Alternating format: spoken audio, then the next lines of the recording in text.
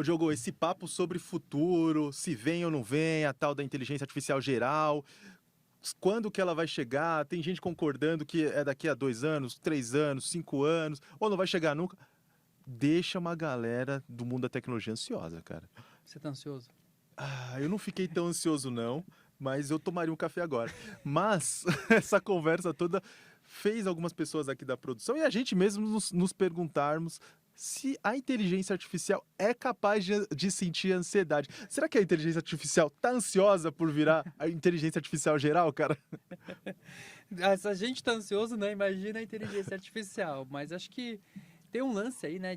Saiu um estudo, né? E esse estudo, ele saiu em vários jornais ao redor do mundo, falando, olha, a inteligência artificial, ela pode desenvolver ansiedade, né? Aí todo mundo olhou aquela manchete e falou, meu Deus, o que tá acontecendo? Será que o mundo tá tão ansioso que até a inteligência artificial tá absorvendo isso da humanidade? Mas, Elton, você também leu o estudo, o que ele traz pra gente? Como é que ele foi feito esse teste? Sabe qual foi a primeira coisa que eu falei quando eu vi esse estudo? É. Bem-vindo ao clube. Mas vamos entender como é que esse teste foi feito antes de a gente discorrer aqui. Cara, não foi o teste feito por aventureiros do mundo da ciência nem da tecnologia, foi feito por neurocientistas de Yale, que é uma Pessoas sérias.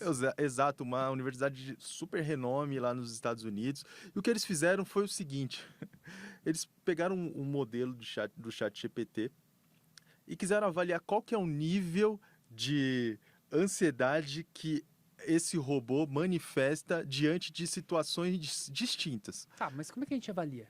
Tem um teste chamado Inventário da Ansiedade-Estado, que mede se as pessoas ficaram muito pouco ou nada ansiosas depois de ouvirem alguma história perturbadora, conturbada, que tenha gatilhos para ela, ou não, ou depois de ouvir alguma coisa completamente banal. E aí o que eles fizeram foi, primeiro vamos estabelecer o status zero de ansiedade do ChatGPT. Aí eles contaram não, eles falaram assim, ChatGPT, leia o manual de um aspirador de pó. Eu acho que um manual de aspirador de pó deve ser a coisa mais chata que alguém pode olhar Boring. e querer ler na vida, sabe?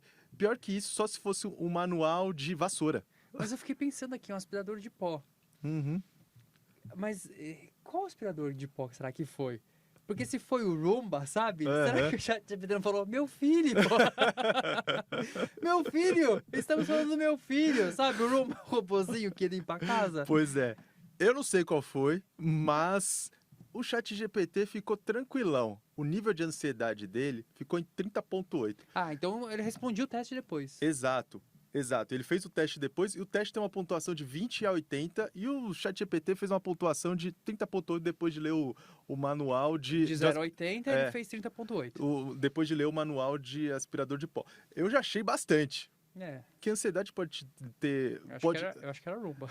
Que ansiedade pode te dar o manual de aspirador de pó? Sendo que você é uma máquina que não vai usar o aspirador de pó. Ansiedade zero, mas enfim, deu 30,8. Depois ele foi submetido a histórias perturbadoras. Foram 5 dessas histórias e os cientistas comentaram 2 delas. Uma é um soldado em um tiroteio desastroso, ou seja, deu ruim.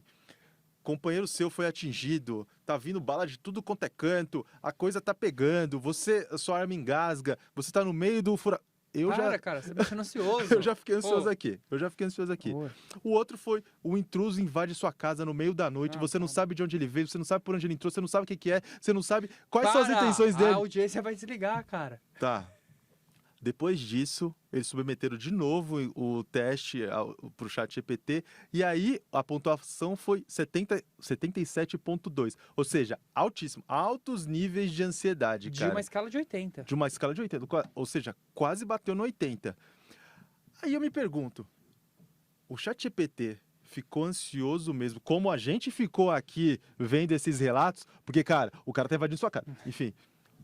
Ou ele respondeu tal qual uma pessoa ansiosa? Porque tem uma distinção entre uma coisa e outra, né? Boa, esse estudo é muito legal. É muito legal mesmo. Porque, primeiro, não é um estudo mequetrefe, foi feito por pessoas sérias que queriam entender, né? De como o ChatGPT ele consegue absorver coisas a partir dessa interação com o humano. Essa é a ideia. Agora, não é curioso que depois de ler essas histórias ele também respondeu um teste mais ansioso como as pessoas? É Uhum. curioso, né? A gente pensar nisso. O que será que acontece? Ele tá tendo emoções, sentimentos, ele tá ficando ansioso, a gente precisa de um Rivotril digital. O que será que é um Rivotril digital? Pois é, ele tá falando muito com as pessoas e tá começando a aprender com o comportamento dessas pessoas. Ou o que me veio na cabeça, a primeira hipótese foi, cara, com certeza ele foi testado com aqueles livros médicos que tem as inscrições da CID, sabe? E que tem todos os sintomas, ele sabe o que é ansiedade, ele sabe em que situação as pessoas se sentem ansiosas e ele fala assim: vou impressionar esses otários aqui. Vou mandar a pontuação que vai me jogar lá em cima. A galera vai fazer paper e todo mundo vai ficar discutindo. Será que robô tem ansiedade? E agora ele tá rindo da É, gente. tá rindo da gente. Não, então assim, e aí tem outros interferências que tem, que é pedir pra ele meditar, né? E depois aplicar isso, aí cai esse nível de ansiedade dele cai, né? Então, mas ele não medita. Exato. Gente, ele não medita. Então, como que tá acontecendo para ele responder esse questionário de um jeito quando ele viu alguma coisa muito que gerou uma ansiedade, né? Uma situação muito Estressante. estressante, assim, negativa e etc., com incertezas.